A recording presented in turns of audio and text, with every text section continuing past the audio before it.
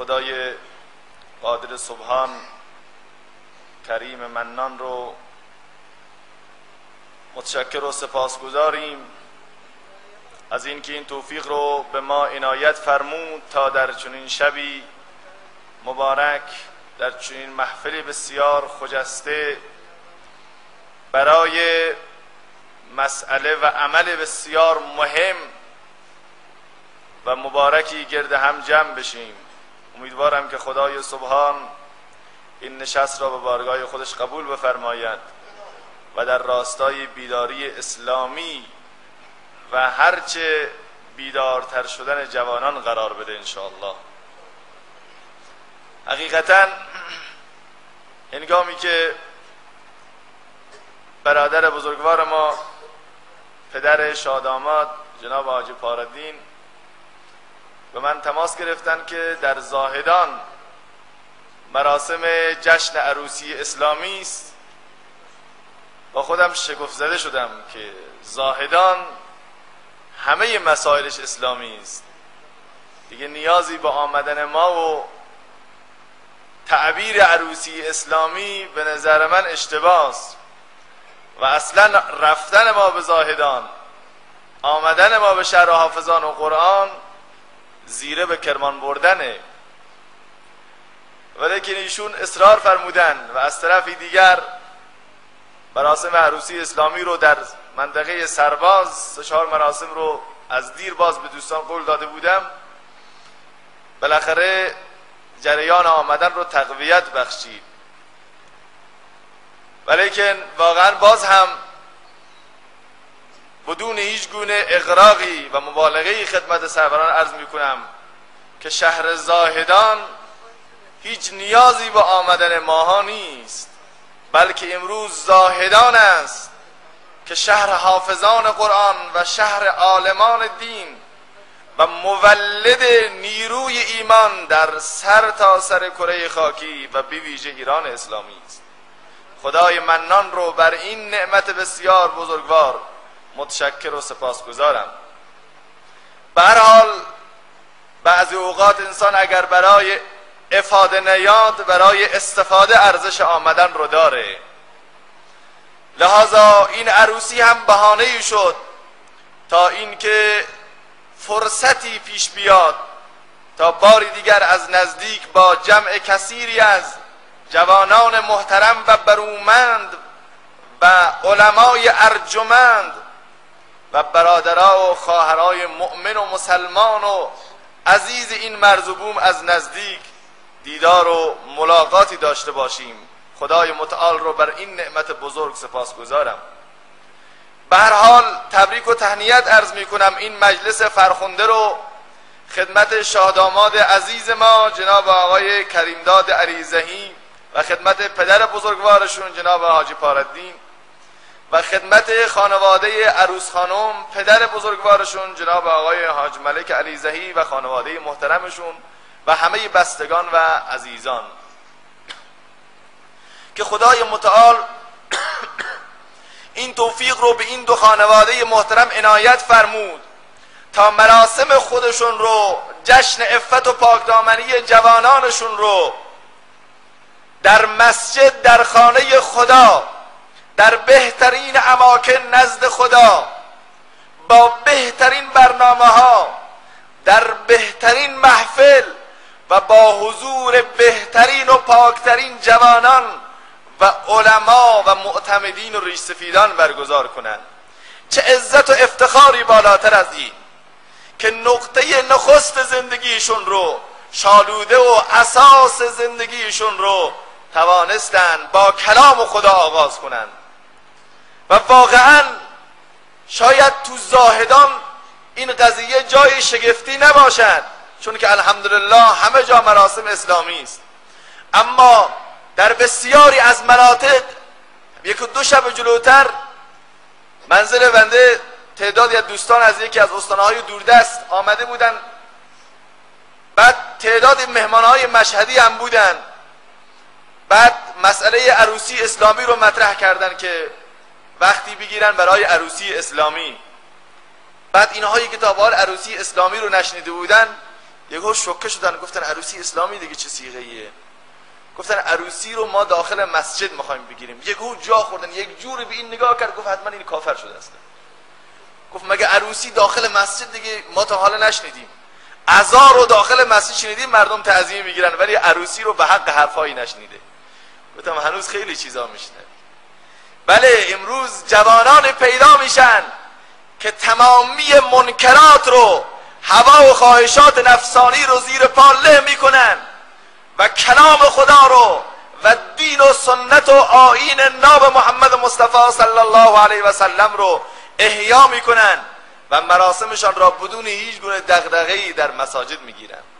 خوشا به حال شما جوان محترم و فکر نکنید شاید این اولین عروسی است و یا آخرین عروسی است. خیر، بلکه 72مین عروسی اسلامی است که 73مین فکر میکنم که فقط بنده در طی امسال، یعنی آخر سال 85 تا الان شرکت کردم در استانهای مختلف، در 5-6 استان، و انشاءالله هنوز هم ادامه داره این روند.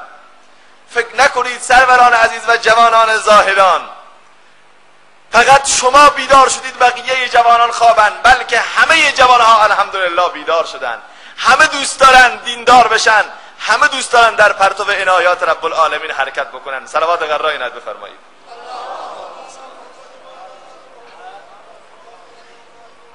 با توجه به این که جمع جوانان است، جمع بسیار مبارک و با صفایی است، دوست دارم دقایقی که در خدمت شما سروران هستم پیرامون مشکلات مسلمانان، مشکلات جوانان، مشکلات جامعه بشری، مشکلات سیاسی و اقتصادی و مدنی و روحانی و فکری و جنسی و جسمی جوامع اسلامی به ویژه جوانان صحبتی داشته باشیم.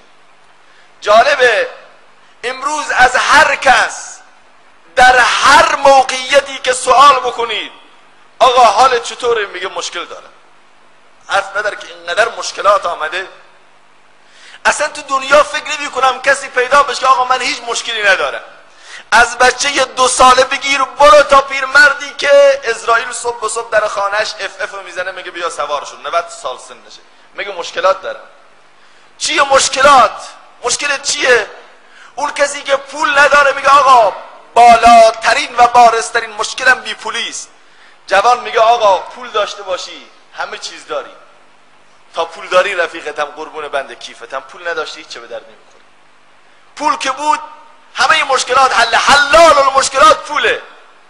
میگه ای پول ندانم که به اقبال که زادی، که از عشق تو فرزند کشد خواهر و مادر، محبوب سلاطینی و معشوق اساطین، آسایش سلطانی و آرایش لشکر، بی عشق تو زاهد نکند روی به محراب، بی مهر تو واعظ ننهد پای به منبر. عجب، خیلی ارزش داره و جوانها همه میگن آقا اگر پول داشتیم مشکلات ما حله. اما همین سوال رو شما برید از کسی که در اوج اقتصاد و رفاه قرار داره، کسی که در کشورهای متمدن و پیشرفته داره زندگی میکنه مثل آمریکا، سوال بکنید میگه آقا 75% مردم آمریکا طبق آخرین آمار قرصهای بسیار خواب آور میخورن اما آرامش ندارن و خواب به چشم اونها نمیاد.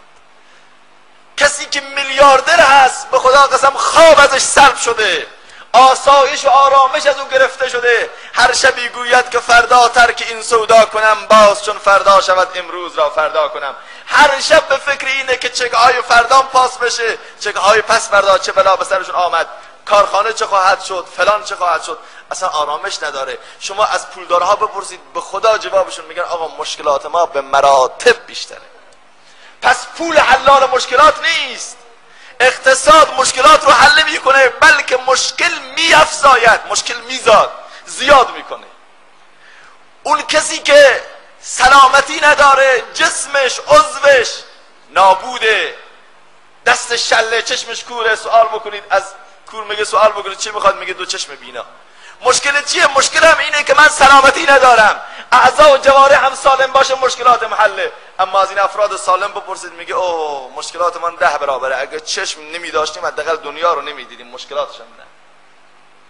از جوونی که زن نگرفته مجرد سوال بکنید چه مشکل داریم، مشکلم زنه میگه، فقط هم زن بگیریم مشکلات ما کلا حل خواهد شد.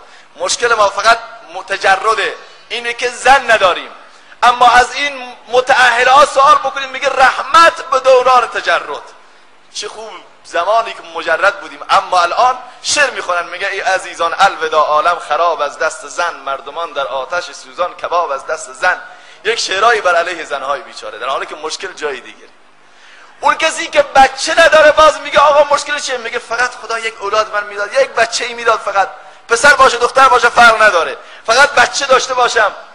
ولی وای به حال اون پیرمردی یا مردی که 10 تا بچه داره، میگه آه اینا هر کدوم یک بلایی داره برای من. میگه یک زمان یک بنده خدای سواری نداشت، تون تسبیح به دستش گرفت، میگه خدایا اسبی بده، خدایا من اسبی بده، خدایا من اسبی بده. لطیفه ای هست، عروسی هست، مقداری با هم بخندیم بالاخره. همونطور ذکر میکرد به جای سبحان الله اسبی 3 اسب رو محکمتر میگفت که هر کس از کنارش رد بشه میگه سبحان الله حتما، ولی اون میگه خدایا من اسبی بده. بچه پادشاه یا وزیرش اسبش زایده بود، کرهشو نمیتونست ببره، هم اسب و هم کرهشو. آمد دید آقا دعا میکنه، گوشو برد جلو، دید که میگه خدایا من اسبی بده. یک شلاقی زد گفت بلند شو بیا این اسب رو منو بردار ببر تا خونه برسان. این کره اسب رو برداشت رو دوشش گرفت، زیر راه که میرفت زمزمه میکرد گفت خدایا دعا رو که شنیدی ولی نفهمیدی من چی میگم. من اسبی خواستم که او رو سوار بشم، تو اسبی دادی که منو سوار بشه. حالا دقیقاً همینطوره، تا زمانی که فرزند نداره تون میگه خدای من فرزند بده، فرزند. مشکلم فقط اینه که فرزند ندارم. بچه دار که میشه 2 دسته به سرش میزنه فرار میکنه از پیش بچه‌ها تا 1 ماه 2 ماه این ور اون ور میره. پس اگر خوب نگاه بکنیم در جامعه ما چیزی به نام مشکلات وجود ندارد، بلکه یک مشکل داره ما را دچار مشکلات متعدد کرده. این تعبیر این که مشکلات اشتباهه. یه مشکله، اون مشکل حل بشه همه مشکلات حله. فقط باید بفهمید این مشکل باید کجا حل بشه و چطور باید حل بشه. این مشکل رو پیش کدوم دکتر و پزشک باید بریم حل بکنیم و از کدوم داروخانه باید دواشو بگیریم، وگرنه قرار باشه به هر دری بزنیم که این مشکل حل بشه. باز داستان همون کت خدای بی عقل میشه و مردم دهش. که جوونا سعی بکنن انشالله این موبایل‌ها رو خاموش بکنن که زیاد زینگ زونگ نکنه که اعصاب و روان همه بالاخره پراکنده میشه و متفرق میشه. لطف بکنن این کار رو بکنن. که من داستان این آقای کت خدا رو بگم. میگه یک زمانی یک کت خدایی بود، به اصطلاح خودش رو خیلی پروفسور میدونست، ریشش هم پروفسوری زده بود توی روستا. بعد میگه من پروفسورم، از اون طرف الف تو جگرش نبود. بعد یه روز یه بنده خدایی رفت رو درخت نخل، نخلا خیلی بلندن بزرگن، برای چیدن خرما. بعد هر چی زور زد وقتی که به عشق خرما رفته بود بالا، پایین میخواست بیاد نمیتونست برگرده چون که زمین خیلی فاصله داشت، همون بالا موند. مردم گفتن چه کار بکنیم؟ گفتن بریم پیش کت خدای ده، بریم پیش کت خدای ده، مشکل ما رو، این مشکل بزرگ رو کت خدا میتونه حل بکنه. رفتم پیش کت خدا، گفتم بیا که فلانی فرزند فلان خان روی درخت نخل گیر کرده، کسی نمیتونه بیاره پایین. گفت ای مردم بی عقل، اینم مگه مشکلی هست؟ اینم شد مشکل که شما بیاید در خانه من خواب منو خراب بکنید؟ این که کاری نداره، این مشکل قابل حله، این مشکل با یک گوشه چشم حل میشه اصلا. گفتن چیکار بکنیم؟ شما بفرمایید مشکل رو حل بکنید. گفت برید یک طناب بیارید. طنابی رو آوردن، مردم همه جمع شدن، مردم روستا. بعد یک سر طناب را داد دست اون مرده روی درخت، گفت ببند به کمرت محکم. گفت باشه. این به کمرش بست و مردم هم منتظر بودن که خدا مشکل رو حل میکنه. بعد سر دیگر طناب رو داد دست 70-80 نفر جوان، گفت محکم اینو بکشید. این بنده خدا رو همینطور محکم کشیدن که از روی درخت افتاد، له شد، پرس شد، مرد. مردم گفتن بابا این که مرد. گفت لابد اجلش رسیده، وگرنه ما 1000 نفر رو از چاه اینطوری در آوردیم هیچ کار نشد. مشکل مال خودش بوده. اگر قرار باشه جوان دنبال مشکلات پیش این کت خداها بری، کلکت کنده است، کلات پس معرکه. بیاییم واقعا راه حل اصلی مشکلات رو پیدا بکنیم، دست روی نقطه عطف بگذاریم. و اونجاست که استاد ندوی رحمت الله علیه، متفکر جهان معاصر، فرمودن فدا هو عدم و ایمان الکامل و دوا هی العودة الی الایمان الکامل. دوا رو، مشکل رو میدونید کجاست؟ مشکلات نیست.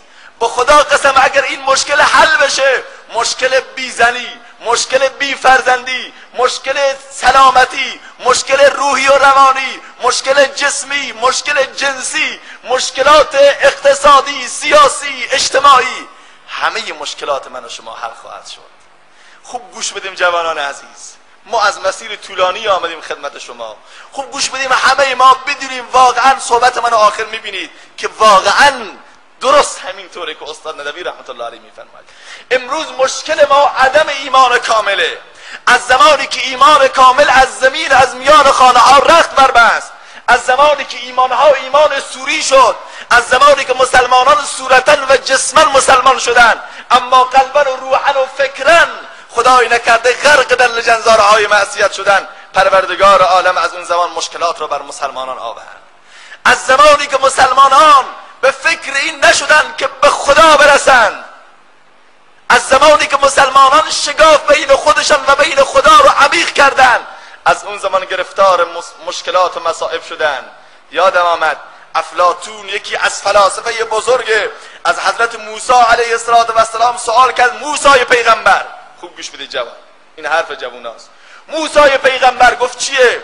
گفت اگر آسمان را کمان قرار بدیم تفنگ و خدای متعال رو تیرانداز حساب بکنیم و مشکلات و مصائب و گرفتاری ها و معضلات رو تیرهای اون تفنگ قرار بدیم، آیا راه نجاتی وجود داره؟ شما جواب بدین. خدا تیراندازه، آسمان رو با این وسعت تفنگه و این همه مشکلات تو جامعه همه تیرهای این تفنگن. آیا کسی هست مسئول باشه و در امان باشه که مشکلی بهش برخورد نکنه، تیری بهش نخوره؟ اگر انسان به عقل مراجعه بکنه، عقل گوید 6 جهت راهی است، حدی بیش نیست. عقل میگه نه آقا، 6 جهت که بیشتر نداریم، بالا، پایین، جلو، عقب، راست، چپ، هر طرف هم خدا میبینه. عقل گوید 6 جهت راهی است، حدی بیش نیست، ولی عشق گوید هست راهی، بارها من رفتم. موسی پیغمبر جواب داد خیلی راحته. گفت چطوره؟ گفت اینه که انسان در کنار تیرانداز بیسته، از همه مشکلات و تیرها در امانه. انسان در کنار خدا بیستد، انسان در مقابل رب العزت والجلال بیستد. اون زمان است که هیچ تیری از تیرهای مصائب دنیا نمیتونه به او اصابت بکنه.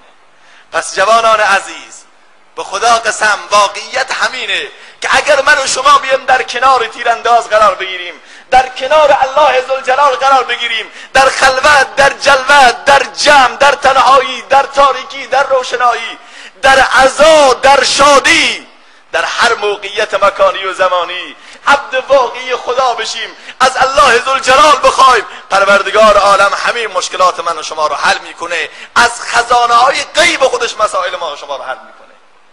آیا مگر من و شما نشنیدیم به کرات داستانهای صحابه و صحابه بزرگترین اسوه‌های تقوا و ایمان برای من و شما بودن؟ اون زمانی که می آمدن در کنار رب خودشان می ایستادن، اون زمانی که می آمدن در مقابل رب العالمین سجده می کردن، تمام صداهای فولادین ایران اون زمان به لرزه در می آمد. در مقابل بالاخره اون عزم جزم و فولادین اصحاب رسول الله صلی الله علیه وسلم. عقبه ابن نافع زمانی که آمد به آفریقا متوجه شد، شب اونها رو فرا گرفت، در یک شبه جزیره مملو از حیوانات درنده قرار گرفت. با خودش گفت پروردگارا چه کار بکنیم؟ صحابه به استرس افتادن، دنبال راه حل بودن که ناگهان عقبه ابن نافع رفت جلو و خطاب کرد ای حیواناتی که شما در این شبه جزیره داری زندگی میکنی. خیلی مهمه، انسان داره به حیوان خطاب میکند.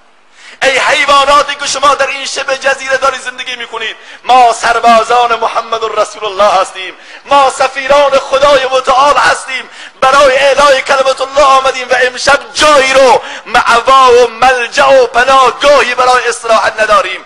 زود باشید این شبه جزیره رو تخلیه بکنید تا سربازان رسول الله صلی الله علیه و سلم امشب آرام کنند. به خدا قسم ناگهان دیدن شیرها به یک طرف با بچه‌هاشون، اژدها به یک طرف، مارها به یک طرف، همه شبه جزیره رو تخلیه کردن و اصحاب رسول الله اون شب آرام گرفتن در اونجا. از اون زمان تا الان 1400 سال میگذرد، هنوز که هنوز 2 مرتبه یک حیوان درنده در اون جنگل 2 مرتبه عبور نکرده است. هر که حق باشد چو جان اندر تنش، خم نگردد پیش باطل گردنش. خوف را در سینه او راه نیست، خاطرش مرعوب غیر الله نیست. گر خدا داری ز غم آزاد شو، از خیال بیش و کم آزاد شو. قوت ایمان حیات افزایدد، ورتلا خوف علیهم بایدد. چون کلیمی سوی فرعونی رود، قلب او از لا تخف محکم شود. بیم غیر الله عمل را دشمن است، کاروان زندگی را رهزن است. هر که رمز مصطفی فهمیده است، شرک را در خوف مضمر دیده است. اونهایی که ایمان داشتن میفهمیدن که ایمان به خدا بزرگترین اسلحه برای اونهاست. میفهمیدن که هر جا بره الله ذوالجلال اسکورت و محافظ اونهاست. نیازی به این نداشتن، نیازی به خدم و حشم و لشکر و بسیج و سپاه نداشتن. اونها بودن مثل عمر فاروق رضی الله عنه، وقتی که هرمزان میخواست بیاد به دیدار عمر فاروق با اون همه کبکبه و دبدبه پوشالی خودش، عمر فاروق تک و تنها نشسته در محراب، در اونجا داره استراحت میکند. میگه که لیس له خدم ولا حشم. آیا عمر اسکورت و گارد ریاست جمهوری نداره؟ میگه نه خیر، محافظ عمر خدای عمر است. عمر از کسی نمیترسد. اون پادشاه مجوسیت متعجب میشود. مجوسی دیگر میاد عمر فاروق را با این هیئت میبیند خوابیده، زیر سرش گذاشته کفشاش، شمشیرش بغلش، خوابیده عمر فاروق، سخنرانی هم نکرد. این کافر ایستاد، دست پاش لرزه افتاد، گفت عمر همینه؟ این تو راحت گرفته خوابیده؟ عدلت فامنت فنمت. عدالت اسلامی ایمان به خدا تو را راحت اینطور گذاشته استراحت بکنی.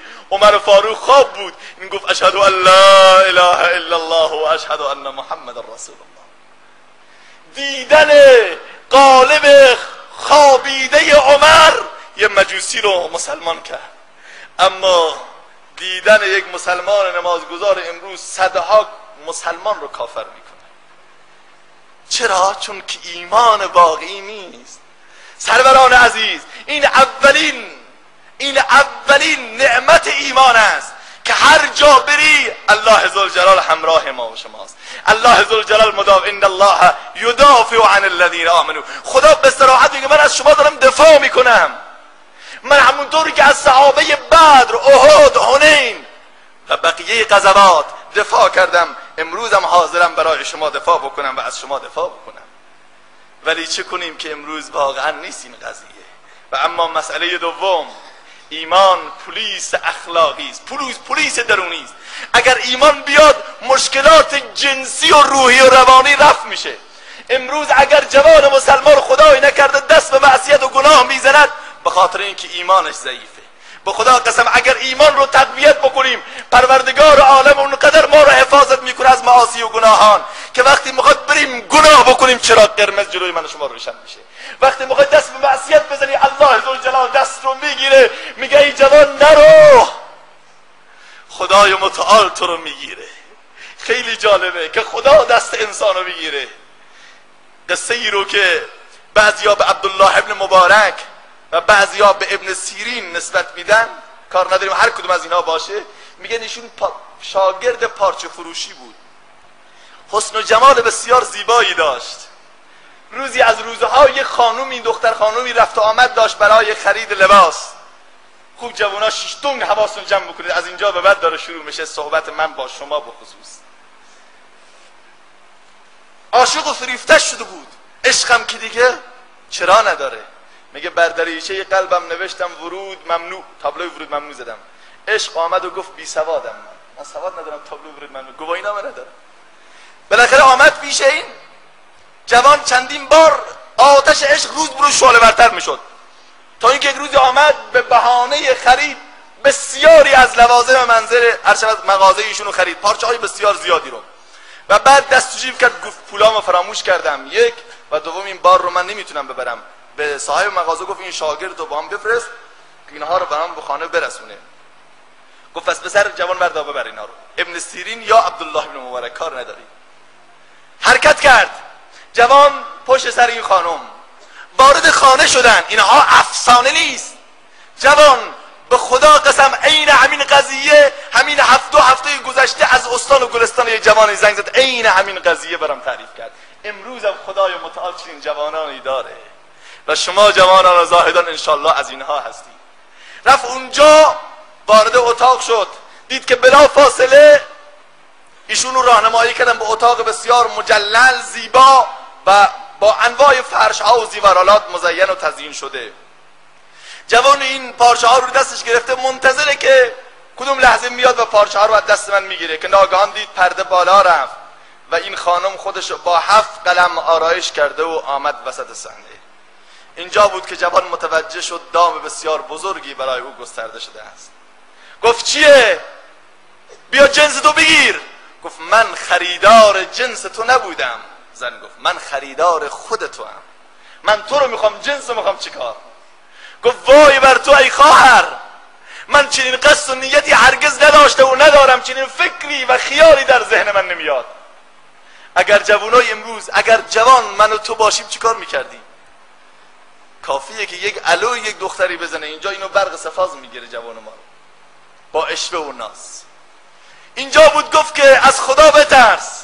شروع کرد به موعظه و سخنرانی، فکر کرد که با سخنرانی میتونه اینو منقلب بکنه، اما نفهمید که سخنرانی این خشت به دریا زدنه. الکی گویا داره براش روزه میخونه، اما هیچ تأثیری نیست. هرچه براش نصیحت کرد گفت اصلا این گوش من بدهکار نیست، قلب من شیفته تو شده. گفت من نمیتونم، خدای متعال روی سر ما ایستاده است، من از خدا شرمم میاد که دست به معصیت و گناه بزنم. من چطور از زلیخا کمتر باشم که وقتی یوسف رو دعوت به معصیت کرد روی بت خودش رو پوشان روی سنگش، گفت جلوی چشم خدام نمیتونم یوسف با تو زنا کنم. من از اون خدایی که حی است و سمیع است و بصیر است و علیم است و قدیم است و حکیم است و رؤوف است و رحیم است چطور شرم نکنم؟ گفت دو راه داری، یا عشق منو احترام میذاری و یا اینکه جیغ و سر و صدا میکنم و میگم این جوان قصد بد داشته به من و سپس با چاقویم تو را به درک واصل میکنم. چقدر انتخاب سختی، چقدر مشکل واقعا، چقدر ایمان اینجا به درد میخوره، چقدر اینجا در کنار خدا بودن به درد انسان میخوره و مشکل انسان رو مداوا میکنه. جوان گفت پس اجازه بده 2 رکعت نماز بخونم. گفت اون چه که دلت میخواد بخون، با نماز مشکلت حل نمیشه. رفت به سجده گفت پروردگارا یا مرا از غم بکش، یا خاطرم را شاد کن، یا به زندانم فرست ای شوخ یا آزاد کن. خدایا کسی دیگر ندارم، درهای امید بروی من بسته شده، بگشای خدایا که گشاینده تویی. ای جمله بی کسان عالم را کس، یک جو کرمت تمام عالم را بس. من بی کسم و تو بی کسان را یاری، یا رب تو فریاد من بی کس رس.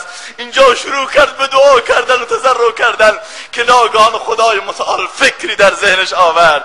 رفت بلا فاصله گفت اجازه بده من به بیت الخلا برم، به دستشویی میخوام برم برای قضای حاجت. رفت داخل دستشویی، تمام بدن و لباس خودشو ملوث به نجاست کرد. بعد آمد خودشو درون خانه. وقتی زن اینو با این هیئت دید بعدش آمد گفت برو گم شو، پس فطرت من تو رو نمیخوام ببینم. رفت از خانه بیرون. به خدای متعال سوگند از اون روز به بعد از هر کوچه‌ای که عبور میکرد تا 7 روز بوی مشک و عنبر و ریحان از اون کوچه جدا نمیشد و بهش لقب دادن رجل مسکی، مرد مشکی، مردی که بوی مشک و عنبر و ریحانش تمام فضا رو پر میکنه. خدای متعال بوی جنت رو در وجود او پرتو افشانی کرد. جوان مسلمان، برادر مسلمان، خواهر مسلمان متوجه باش، تو جامعه امروزی گرگه ها زیادن، گرگه های درنده زیادن، گرگه هایی که همواره منتظرن تا ایمان رو. کاش گرگه می بودن که جنازه انسان رو، جسد انسان رو تکه تکه می کرد. کاش فقط گوشت و پوست انسان رو از بین می برد. گرگه هایی که ایمان من و شما رو آماج حمله قرار داده. به خدا قسم یک و 2 ماه گذشته یه خواهری بهم زنگ زد، گفت فلانیم میخوام بیام ببینمت، کار دارم. گریه میکرد پشت تلفن. گفتم چیه بگو؟ گفت نمیتونم. اونقدر دلش بغض داشت، عقده کرده بود در گلوش که من گفتم خدایا این دیگه چی شده؟ این دیگه قصه نیست، واقعیته. 2 ماه 3 ماه قبل دیدم سر قرار آمد، دیدم شروع کرد به گریه کردن. گفتم بگو. اونقدر گریه میکرد که بغض گلوشو گرفته بود، حرفش در نمی آمد. دخترها و خواهرها اگر صدا منو میشنون خوب متوجه باشن و همچنین شما جوان مسلمان. گفتم چیه؟ گفت من در یک خانواده غیر اسلامی در شهر مشهد به دنیا آمدم. ما تو متن جامعه ایم، ما تو مشهدیم، میدونیم چی میگذره توی جوانها، تو دانشگاه ها، توی بازارها، توی محافل عمومی. چه گرگه های منتظرن تا حیثیت و شرف و مجد و بزرگی رو از جوانها بگیرن. از اینها زیادن. به خدا قسم انسان وقتی فکر میکنه میگه خدایا اگر عذابم نمیاد به برکت دعاهای نیمه شب رسول الله است که یا الله امتمو عذاب نکن در این دنیا، یا الله امتی تا آخرین لحظه، وگرنه چه اعمالی داریم انجام میدی؟ آمد گفتم چیه؟ گفت من در یک خانواده غیر اسلامی، در یک خانواده‌ای که با شؤونات اسلام، اسم اون مسلمانه، اسم خود منم سمیه است، خانواده ما مسلمون همشون احمد و محمد و محمود و فلانن، ولی هیچ ارتباطی با دین، نماز اصلا وجود نداره، روزه در قاموس ما وجود نداره. الان 20 سال سنمه یه روز روزه نگرفتم. سبحان الله. اسمش هم سمیه است. بعد از این که شروع کرد به صحبت کردن گفتن کجا درس میخونی؟ گفت تو دانشگاه. میرفتم فکر میکردم عزت من، شوکت من، مجد و بزرگی من در اینه که جوانها شیفته من بشن، هر روزی 5 تا خریدار داشته باشم. انگار قلب من تبدیل به هتل شده بود که میزبان هر روز میزبان صدها جوان بود، میآمدن و میرفتن. وقتی اونها به من توجه میکردن منم بیشتر به خودم میرسیدم. 7 قلم آرایش رو رسونده بودم به 70 قلم آرایش. یه آرایش غلیظی میکردم که هر کس از دور میدید، اونهایی که مسلمان بود به فکر قورباغه ها میافتادن، اونها هم که غیر مسلمان بودن شیفته میشدن بلافاصله. میگه تعجب کردم، همیشه اینطوری بود تا اینکه یه روزی یه جوونی علاقه وافری از او تو قلبم رسوخ کرد. خیلی عاشق شدم، شیفته شدم، چون که به عشقش ایمان آوردم. قسم خورد که من تو رو دوست دارم. و خدا نکنه دخترها به خصوص اونقدر احساسیان، اگه یکی بگه عزیزم دوستت دارم دیگه خلاص حاضر همه چیزو فدا بکنه. با یه زبان خیلی ساده ان. میگه همه هست و نیستم رو خواستم فدای اون جوان بکنم.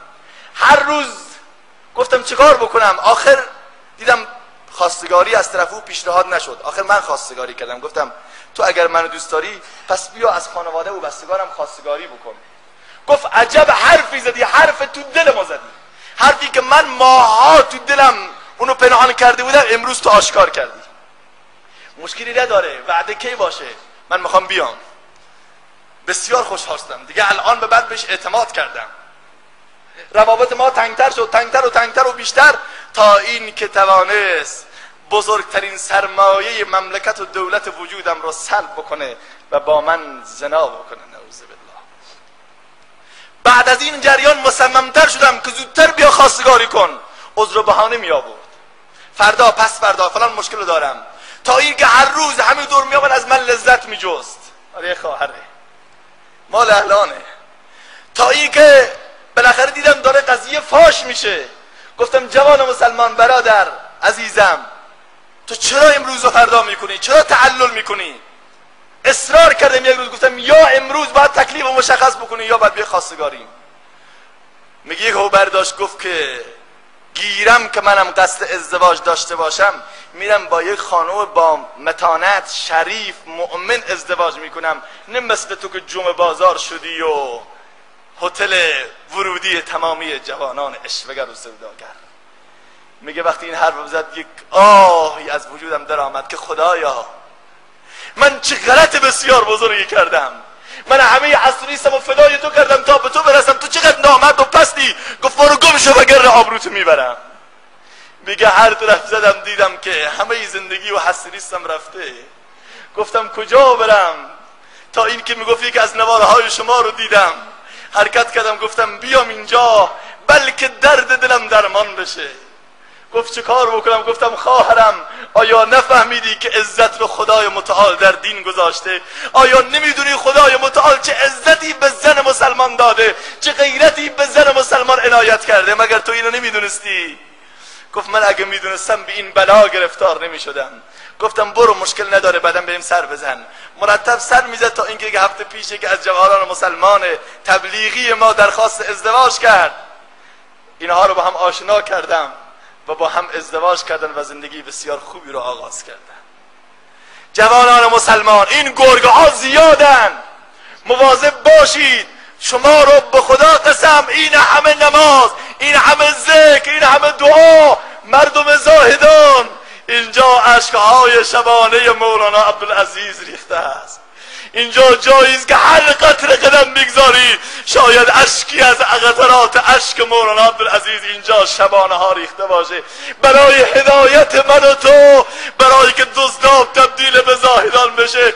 نکنه خدایی نکرده با مراسم غیر اسلامی تیشه برداری و قلب نازنین مولانا عبدالعزیز را زخمی بکنی، قلب مولانا عبدالملک را، قلب مولانا عبدالله روانبد را، قلب مولانا عبدالستار را و هزار قلب شهید قرآن مولانا نعمت الله را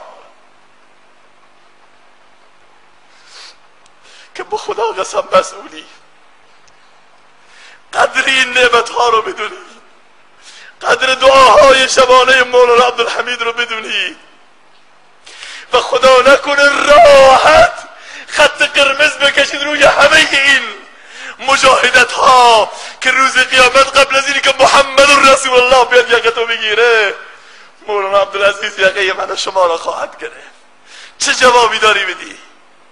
مواظب باش، دنیا بسیار فاسد شده، آنچنان گرم است بازار مکافات عمل، گر به دقت بنگری هر روز روز محشر است. بازار ایمان فروشی گرم شده، بازار دین فروشی گرم شده. اینها واقعیت هایی است که تو جامعه بشری ماست. حالا جوان تو این جامعه ما چطور زندگی بکنه؟ حق داره جوان ما اگر امروز، البته نه تو زاهدان، گفتم زاهدان مستثناست، زاهدان باید زاهدان باشه، زاهدان باید شهر زهد باشه، زاهدان باید شهر پرهیزگاری باشه، جوان زاهدان باید اسوه همه جوانان باشه. ولی خدا نکند جوان زاهدانی بشنویم جوان زاهدانی ارکس آورده باشه سر عروسیش. وا ویلا، چو کفر از کعبه برخیزد کجا ماند مسلمان. ما هر جا داریم حرف میزنیم بلا فاصله از جوانای زاهدان میگیم، ولی وای به حالی که این خبر به مشهدی‌ها برسه. الحمدلله این جمعیت رو بعداً من تعریف میکنم برای جوانای مشهدی که رفتیم در زاهدان، حقا که اشکهای علما اونجا تأثیر گذاشته بود و الله ذوالجلال واقعا جامعه زاهدان رو اصلاح کرده و برکت دعاهای علمای بزرگوار. ولیکن اینو میخوام بگم که ایمان اگر باشه این مشکلات از چیه؟ این مشکلات از بی ایمانی است. و با توجه به این که نوارهای ما بین مردم تقسیم است، به خدا قسم مواردی رو به ما دارن زنگ میزنن که به والله قسم زبان من ننگش بیاد اینها رو مطرح کنم اینجا. اینها ساده تریناش بود. زبان من خدا شاهده ننگش میاد بیان بکنه مسائل رو. خب جوانم وقتی که سرش میخوره به سنگ دیگه حیران میشه کجا برم. بلا فاصله تلفن برمی‌داره، الو من میخوام توبه بکنم، من میخوام برگردم. ولی اینو میخوام بگم که هر کجا که هستی برگرد. بازا هر آنچه هستی بازا، گر گبر یهود و بتپرستی بازا. این درگاه ما درگاه نومیدی نیست، 100 بار اگر تو شکستی بازا. مهم اینه که ناامید نباش، ناامید هم مباش که رندان باد نوش ناگه به یک خروش به منزل رسیدن. این مرحله دوم و مسئله دوم. و اما مسئله سومی که خدمت سروران عزیز میخواد عرض بکنم، ایمان لذت خاصی داره. این آخرین مسئله است که خدمت جوانان، وقت شما رو زیاد نگیرم، نماز عشا نزدیکه، نگید آمده اینجا وقت ما رو خیلی گرفت. البته ما عادت کردیم تو عروسی ها وقتی که میایم اینجا دل ما رو من خالی بگیم، به خصوص تو شهر زاهدان که جوانای زاهدانی دل ما برای شما میتپه واقعا. یعنی در این موقعیت کلاس های تابستانی ما، کلاس های ما از یک طرف شروع شد بسیار فشرده، ولی که چون مسئله زاهدان بود، دقیقاً امروز رو من به استان گیلان تالش قول داده بودم، روز دوشنبه امروز رو ولیکن وقتی شنیدم زاهدانی هستید شما، ماشاءالله، ما علم ما هم از شماست، از علمای شماست، لذت خاصی داره. این آخری رو خوب گوش بدید. ایمان لذت خاصی داره که وقتی انسان لذت ایمان رو میچشه، به خدا قسم تمامی لذت ها صفر میشه. شاید باورمون نشه. چرا؟ چون که مقداری شاید کمبود داشته باشیم. وگرنه وقتی انسان برمیگرده به صدر اسلام، میبینه آقا مصعب ابن عمیر حاضر دوتا دستشو فدا بکنه برای ایمان، میدونی که واقعا لذتی داشته. وقتی میبینیم حضرت سمیه حاضر خودشو تکه تکه بکنه ولی ایمانشو از دست نده، طعم و لذتی داشته. وقتی حمزه حاضر جگرشو بده، طعمشو چشیده. وقتی خبیب میگه آقا فقط بگو به جای من محمد باشه، تو راحت میذاریم بری، بگو فقط دوست دارم به جای من محمد باشه، میگه آی به خدا قسم حاضر نیستم محمد رسول الله جایی که هست خاری به پای مبارکش فرو بره. دست و پاشو قطع قطع میبرن. اون شعر میخونه فلست ابالی حین اقتل مسلما على ای جنب کان فی الله مسرعی و ذلك فی ذات الاله و این یشاء یبارک فی اوصال شلو ممزعی. اگر برای دنیا می بود بله، ولیکن چون که برای خدا و رضایت رسول الله صلی الله علیه وسلم دارم از دنیا میرم، هیچ ارزشی نداره جان من. صدها جان من فدای دین اسلام و فدای رسول الله صلی الله علیه وسلم. اینها واقعا لذت ایمان رو چشیده بودن، شوخی نیست. امروز ما حاضر نیستیم خواب صبح رو فدا بکنیم. امروز حاضر نیستیم 10 دقیقه مغازه رو ببندیم. امروز جوون حاضر نیست سریالش رو بگذره. دو سه شب جلوتر یک جوونی برام اس ام اس دادن، هست تو موبایلم، که جناب مولوی نمیشه نماز عشاء رو بگین 10 دقیقه 20 دقیقه زودتر بخونین، ساعت 8:30 شما نماز میخونین، 8:30 سریال داره. من براش پیام دادم، گفتم شما نمیشه بگین سریال رو عقب‌تر بنزن، چون که من اگر به خدا بگم ممکنه خدا به حرفم نکنه. من که نمیتونم به خدا بگم خدایا تو یک کار بکن نماز عشاء رو بیار موقع. یک از جوانان اعلان کرده بود، یکی از بزرگواران اسمشو نمیرم، نماز صبح از فردا ساعت 8:30 صبح برگزار میشه.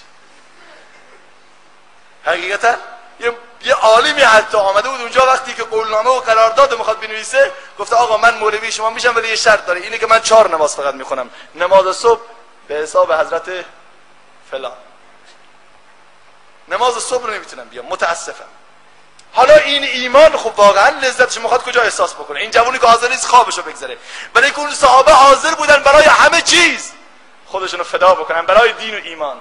و این وضعیتی است که وقتی ما ایمان رو، لذت ایمان رو احساس نکنیم، وقتی حاضر نباشیم برای ایمان نماز صبحمو، حاضر نباشیم خواب صبحمو فدا بکنیم، قضیه این است که پیش میاد. دیشب داشتم شبکه اینترنت رو باز کرده بودم اخبار رو بگیرم، یهو رفتیم تو شبکه الوطن، دوستان میتونن برن ببینن شبکه الوطن، یهو متوجه شدم عکس‌های عجیب و غریب. خدای اینها کیان؟ عکس‌های چیان؟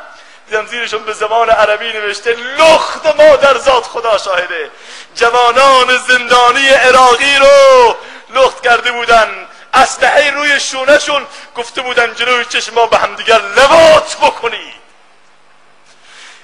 فرزندان اسلام، فرزندان ابو حنیفه، فرزندان عبدالقادر گیلانی، خاک عراق، لخت مادرزاد. جوان مسلمان مجبور بود به برادر خودش تجاوز بکنه و خدا قسم. جنازه 10 طفل معصوم افتاده بود، هر کدوم کنار تختش، میگفتن زیرش نوشته بود که این همون بچه‌هاییست که سربازان آمریکایی به این پسرهای کوچک لواط کرده و زیر دست پاشون مرده.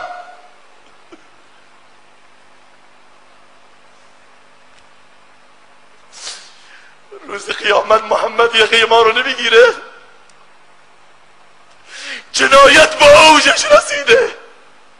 خدا شاهد، بچه 2 ساله، بچه 5 ساله جان داده بود. مفاسد به اوجش رسیده. و اون موقع جوانی که تو زاهدان نشسته راحت نماز صبح قضا میکنه، میگه آقا منو چی به آمریکا، منو چی به اسرائیل. و باز این به جای خودش که در افغانستان جالبه الان جدیدن همشون تو مدارسشون تو مساجدشون حتی دفترهاشون انسان باز میکنه میبینی که روی هر برگ اون عکس صلیب، مارک صلیب گذاشته است. حتی خدا شده مولوی ها، ما رفتیم میده مولوی آمده تو محراب مسجد رو خودکارش عکس صلیبه، رو خودکارش عکس صلیب، دفترچه تو جیبش عکس صلیب. گفتم جناب مولوی این چیه؟ گفت عکس صلیبه. گفتم بمیری تو بهتره، عکس صلیب میدونی یعنی چی؟ گفت بله عکس اینه که عیسی را به دار آویخته. گفتم نمیدونی که این توهین به قرآنه؟ نمیدونی که این خط بطلان کشیدن رو آیات قرآنه؟ قرآن میگه و ما قتلوه و ما صلبوه ولکن شبه لهم. حضرت عیسی کشته نشده، به صلیب و به دار آویخته نشده. حضرت عیسی بر رفعه الله الیه، حضرت عیسی زنده است. تو صلیب اینجا آویزی کردی، یعنی قرآن دروغ میگه، مسیحیت راست میگه، عیسی صلیب شده. و الله اکبر، 1000 نفر مقتدی هم پشت سرش داره نماز میخونه. چقدر کار کردن، چقدر غربی ها کار کردن. از کدوم قسمت بگیم؟ از سلمان رشدی بگیم با اون همه اهانتش؟ همین هفته گذشته انگلیس علنا اعلان کرد در رسانه‌های گروهی که مدال لیاقت جهانی رو به آقای سلمان رشدی ملعون دادن. هر کس که بر علیه اسلام ضربه بزنه مدال میگیره، هر کس از اسلام دفاع بکنه نامش تروریسته و بعد مورد مؤاخذه قرار بگیره. و بعد جوان مسلمان ما هم نشسته میگه آقا مصلحت نیست، آقا مصلحت نیست. جالب اینه واقعا عجیب واژه‌ای حتی بین علما، من کوچکتر از آنم خدای نگر در شهر زاهدان عالمی رو بخوام نصیحت بکنم، ولیکن واقعا جای تأسف و تأثر و تحزنه. عالم میگه آقا مصلحت اینه که نگین، مصلحت اینه که حقو نگید. من نمیدونم این مصلحت یک زمانی بود که هزاران مصلحت فدای عقیده و دین میشد، حالا نمیدونم این مصلحت چقدر رشد کرده، از اون وقتا آب خورده که عقیده فدای مصلحت میشه. زمانی که رسول الله صلی الله علیه و آله میخواست مکه رو الوداع بگه، شما شنیدید بارها، چندین کیلومتر پیغمبر میرفت نگاه میکرد به طرف کعبه مکرمه، اشک سرازیر بود بر دیدگانش، گریه میکرد رسول خدا.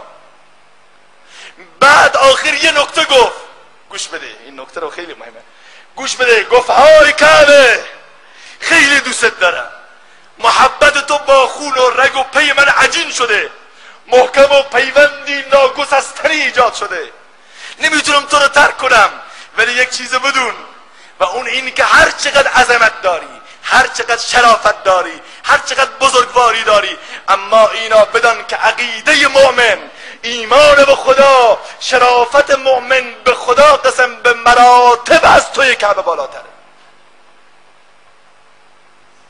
پیغمبر کعبه رو فدای مصلحت ها نکرد. حالا آقای ما میخواد تو دانشگاه نماز بخونه، مولوی صاحب میگه نخون، مشکل نیست، دست بسته، مصلحت اینه که نماز نخونید. چه مصلحتی؟ چه مصلحتی؟ جوون میاد اینجا میگه آقا خجالت میکشم تو پادگان من نماز بخونم. چرا خجالت بکشی؟ من یک زمان رفته بودم به تهران، زمان فکر میکنم انتخابات دکتر معین بود. بعد مولوی‌ها زیاد دعوت شده بودن، بعضیا ماشاءالله آنکات کرده بودن، ریشا رو موها رو فرق گذاشته بودن، ریلکس، خیلی به اصطلاح موها رو کپ زده بودن، آلمانی، از این شلوارهای تنگی که 7 نفر پاشون میکنن 15 نفر درشون میارن پاشون بود. بعد با هواپیما پرواز رفتیم. بعد تو راه که رفتیم گفتیم که منو دیدم با این وضع، ما با همین عمامه رفتیم. معمولا اتفاقا من تو خود شهر مشهد با کلاه میرم، ولی اینجا با عمامه رفتم، عبا هم برم بود، تنم بود. بعد یهو این مولوی گفتم بابا این چه وضعیه، الان اینجا ما رو مسخره میکنن فلان میکنن. گفتم مسخرگی نیست، چرا مسخره بکنن؟ من احیای سنت کردم، مسخره چیه؟ بعد رفتیم اینجا، اتفاقا از فرودگاه که حرکت کردیم به طرف محلی هتلی که می‌خواستیم بریم، وسط راه مقدار پیاده رفتیم منتظر ماشین، یهو ناگهان این خانمایی که پاچه‌های شلوارشون آمدن تا زیر زانو و بعد روسریاشون تا پشت سرشون، هم چشمشون بقیه رو دیدی چی نگفت، تا چشم به من افتاد دست دادن بن لادن هرلیلی، بن لادن هرلیلی. شروع کردن به مسخره کردن مولا عمر و فلان و بسمدان. این مولوی‌ها خندیدن، گفتن که نگاه کن تو رو مسخره میکنن. گفتم وای بر شما، گفتم اینها باید مسخره بشه نه من تو بگه کجام خنده داره؟ اینها باید خنده دارن که فقط میگی سر آبگیری میخوام برن تا بالا، هر روزی یک وجب داره شلوارشون میاد بالا، خدا من فردا به کجا برسه؟ از اون طرف روسریاشون روز 4 ناخن داره میره عقب، بی حیا و بی شرمن. شما هم خودتون مثل اونا کردید و بعد دارید منو مسخره میکنید. گفتم گفتیم اینها قابل تمسخرن، چرا ما مسخره بشیم؟ جوان تو پادگان تو میخوای نماز بخونی، بگذار اون جوانی که نماز نمیخونه مسخره بشه، نه که تو که دست و بستی پیش خدا بری نماز بخونی. جوان دانشگاهی حق نداری به خاطر مصلحت نماز جماعت رو در دانشگاه ترک بکنی، وگرنه به خدا قسم مسئولی. یکی از جوانان دبیرستانی پیشم آمد گفت فلانی، گفتم چیه؟ از مشهد بود. گفت من با تعدادی 7 نفر 15 نفر نمیدونم تو دبیرستان تو یک کلاس سنی بودیم، موقع نماز عصر گفتیم آقای معلم ما نماز داریم. گفت این نماز چه موقعیه؟ ما نماز دیدیم ساعت 12 ظهر، ساعت نمیدونم چند شب، ولی این موقع نماز ما ندیدیم. گفتن نه ما نماز عصر داریم، ما السنونیم. گفت من نمیتونم کلاس تعطیل بکنم برای شما. گفت ولی ما نماز میخونیم، ما نماز میخونیم، نمازمون رو نمیتونی ترک کنیم. آمد جلو معلم دستشو بلند کرد، میگه دستشو گرفتم. گفتم دست نگه دار، اجازه میخوای بدی؟ میخوام نه. میگه بلا فاصله سجاده با خودم برداشته بودم، وسط کلاس پهن کردم الله اکبر، عمروار دستها رو بستم، شروع کردم به نماز خواندن. گفتم حالا اجازه نده. الله اکبر گفتم، بلند دیدم 2 تا دانش آموز پشت سرم اومدن شروع کردن به اسلام. از فردا به بعد نیم ساعت 45 دقیقه مونده به نماز است، میگفتن سنی‌ها برین نماز بخونید، سنی‌ها برین نماز بخونید.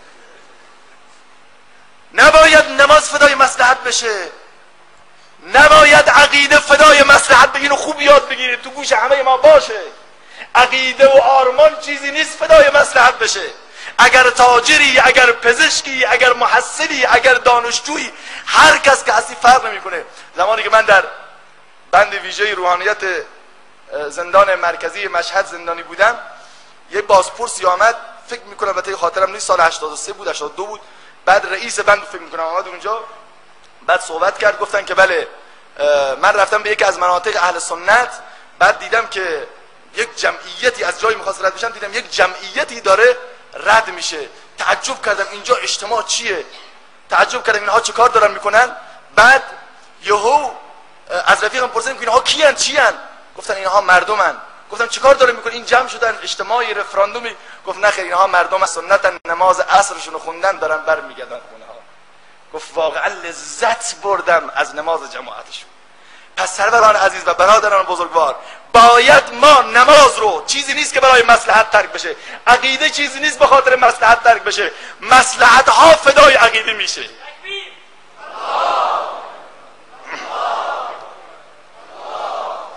و باید همه ما اصلاح بشیم، باید همه درست بشه. تکبیر غرای نده فرمایید.